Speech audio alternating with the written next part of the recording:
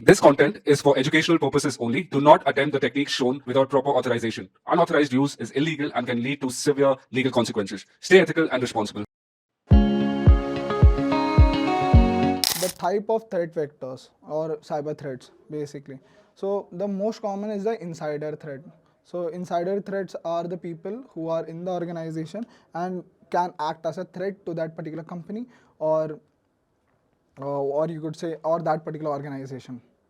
Yeah, the first one is the malicious insiders. So they are with the intent of harming the company. That might be for a revenge or something like that, or they might be having some sort of grudge towards a particular person or management or anything. But the intention is to harm the particular company or anything associated with the company, right? So what they might do is they might leak really confidential data, or they could be they could act as a what do you say, as a insider threat, or what do you say, uh, as a spy basically, to exfiltrate data. They might not directly do that, but they might help others to exploit his authority in that particular workspace or organization, right? The second one is unintentional insider threats. So basically these are the people who are like falling for phishing attack or does have a really weak password policy. They do not abide by the strong what do you say, cybersecurity principle of like always updating your constant password, sorry, updating the password, not not keeping the same passwords or for each and every application. Like you should have different passwords and different key phrases for different applications. You should not reuse your password. You should always enable the MFA. So these are the some of the security best practices that you could follow. But when the people do not follow this, they might be an potential attack vector. And when we talk about in today's day and age, still people do these things. They might use passwords that might be really related to them, their pets, their birth dates. Basically, when we talk about an attacker, right? They will obviously gather information about you, right? It might be that what pet you have, what is your birth date. These are all the basic information they might gather. They might also look through your friends and other things, right? So it should not, the passwords and other things that you might set, it should be really secret, should not be any sort with any relation to you guys.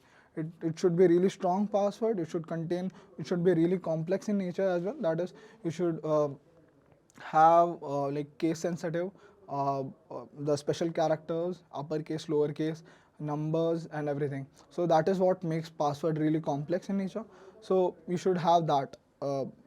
So when we talk about that, that are some of the precautions that you might be able to take when we talk about unintentional insider threats, right? And implementing a strong password policy as a network admin, which will force the users to keep a strong password. That is one of the mitigations as well. Yeah. The next one is malware. So what is malware? So malware is nothing but a malicious software that might be able to exfiltrate data, do something malicious out of that, or harm systems basically. They might act really dormant and exfiltrate data. They might for example, viruses, trojans, worms, botnets, ransomware basically. And each and everything has different purposes, they're listed over here. I'll just give you a brief about these things. So basically, uh, viruses are something that the files that corrupt or steal data basically. Trojans, they like impersonate legit software, like it acts as a legit software in your system, but it is malicious in nature.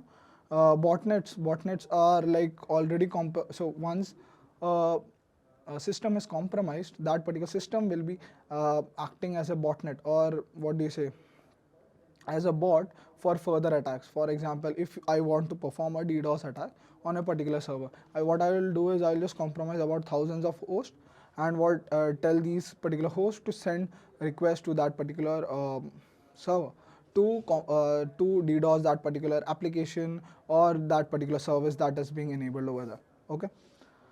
Ransomware is really easy. Basically what it does is once this particular software is run on that particular system. What it does is encrypts the entire data, and until and unless you pay, they are not going to be what do you say? So there will be a screen displaying that some message from the attacker. So what it will do is basically it will encrypt all your data, and unless and until you pay that, they are not going to be giving you guys the key to decrypt that particular data, whatever you might have.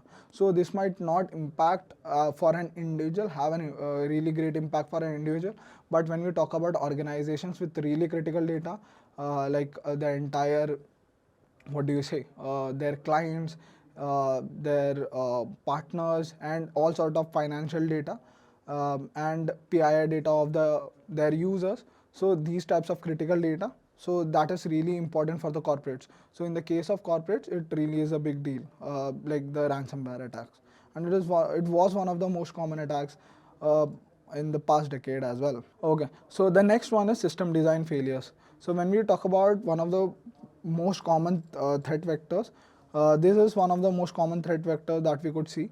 So basically this is nothing but the applications and the systems which has some sort of design failure or some sort of vulnerability or misconfiguration into that particular system or application that is running, right?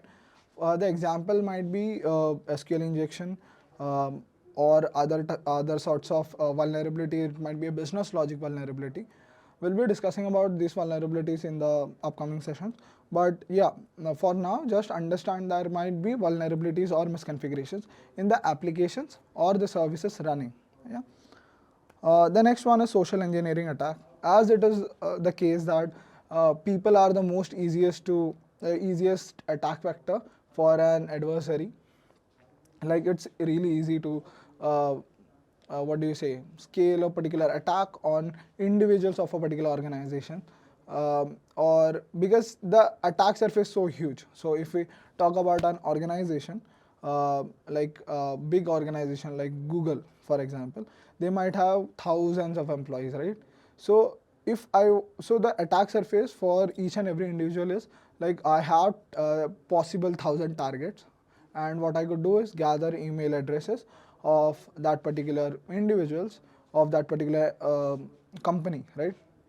We will be doing that in the upcoming sessions. So for now, I'll just explain it in a theory way. So what we are going to be doing is we'll be collecting all sorts of information about that particular organization, including the people who are working there, what are their positions, their phone numbers, whatever PII data we can get. We'll be also looking at their email addresses. So once we have their email addresses, we'll also be looking at any breach passwords and other things, right? So if for example, if we did not find a particular password and we were not able to compromise that, the next attack vector what we could do is basically send phishing mails through the email IDs gathered. And if any of the person from the 1,000 people would just click on that or execute a particular binary on their system, we will get initial access to their particular system, and then what we can do is we have compromised their system, right? Once we have done that.